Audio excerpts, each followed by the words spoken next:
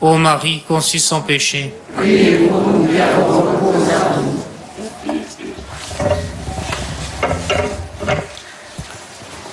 Nous sommes à Génézareth.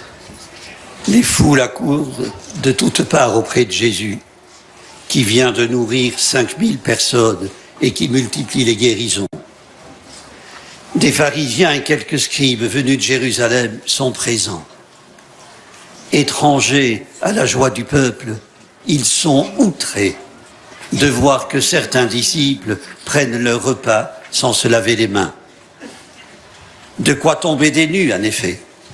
Nourrir une polémique contre Jésus. Que fait-il des traditions des anciens?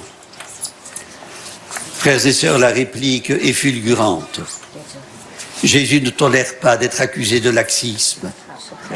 Le respect strict de la loi permet peut-être d'obtenir le diplôme de bon et fidèle enfant d'Israël, mais réduits à eux-mêmes, décrets et commandements ne sont que des barrières de protection face à un Dieu autoritaire et vindicatif, des prosternements d'esclaves, comme dit Péguy. Certes, la loi et les prophètes dessinent un admirable chemin de vie, tracent avec sagesse, intelligence, une justice insurpassable. Moïse le dit au peuple. L'essentiel n'est donc pas où le voyaient les pharisiens et les scribes venus prendre Jésus en défaut. Il s'agit bien plus que de respecter les règles de purification avant les repas et de s'attabler avec des impurs, des exclus. Jésus n'est pas opposé aux traditions, aux ablutions rituelles, mais il refuse d'en faire une obligation mécanique. Pour lui, l'essentiel, c'est le redressement de l'homme courbé par la maladie, le désemprisonnement de l'hémorroïsme, la visite rendue aux publicains, écartés de la bonne société, l'écoute de la femme adultère et non sa lapidation, la conversation avec la Samaritaine qui a le tort d'être femme étrangère, née en terre ennemie. Envoyé par celui qui est proche de nous chaque fois que nous l'invoquons, Jésus sème la parole et nous demande de l'accueillir avec douceur.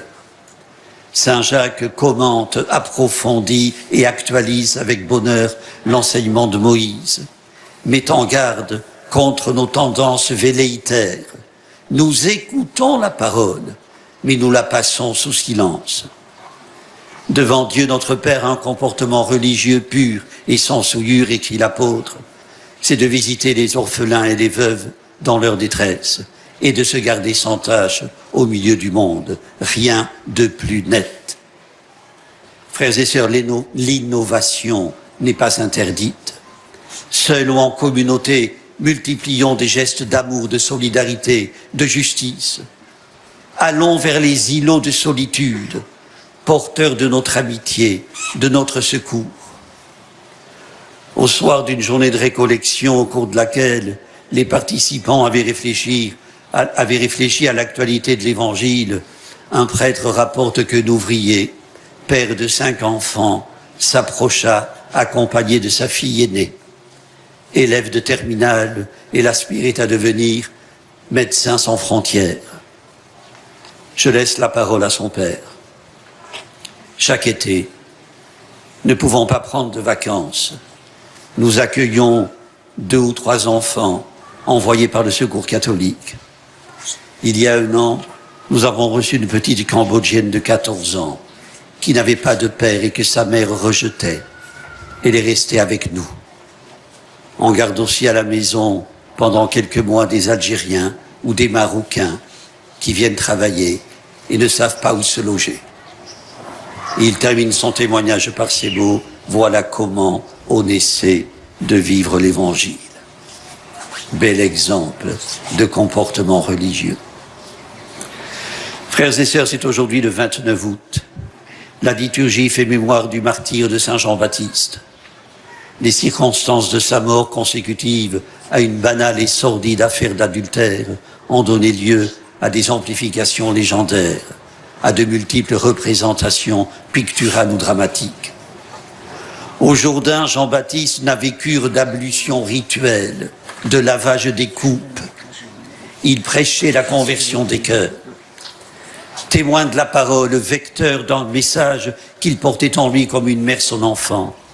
Jean-Baptiste a donné l'exemple d'une parfaite lisibilité entre ce qu'il disait et ce qu'il faisait, entre la mission reçue et la mission remplie. L'authenticité de ce témoin ne pouvait que susciter l'hostilité puis la haine. Celle d'Hérode lui fut fatale. Frères et sœurs, l'hostilité des scribes et des pharisiens sera fatale à Jésus. Leur réaction devant la conduite des disciples et de leur maître dépasse une vétilleuse médiocrité. Jésus les a étrillés comme ils le méritaient, déclarant périmer toutes les traditions qui ont pour effet de diviser en blocs opposés. D'un côté les impurs, les pécheurs, et de l'autre les fréquentables. La nouveauté de la bonne nouvelle est là. Point de barrière. Scribes et pharisiens sont sourds à l'annonce salvifique qui court parmi la foule de Génézareth. Ils ne voient dans la loi que des obligations rituelles, comportementales. Myopes, ils les mettent au premier plan.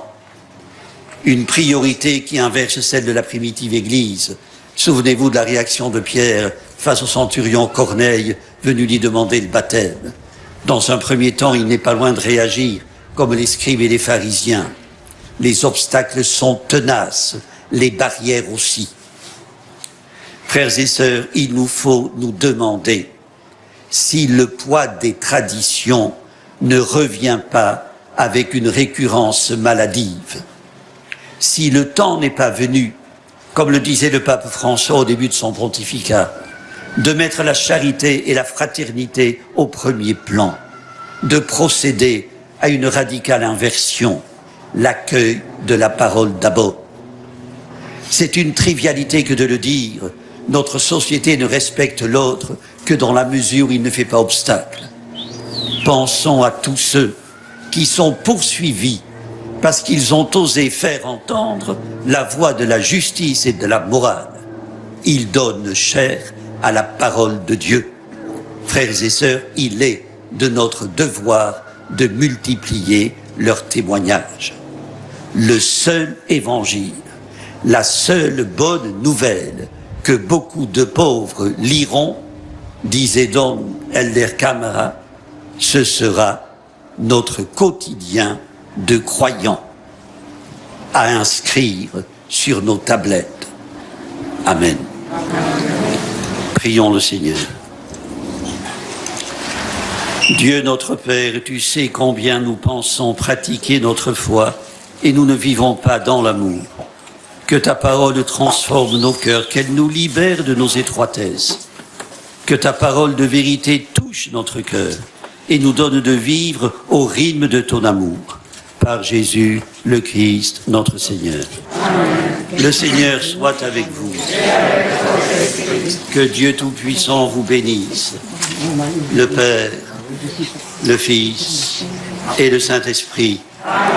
Notre-Dame de Lourdes, Notre-Dame de Lourdes, Notre-Dame de Lourdes, Sainte Bernadette,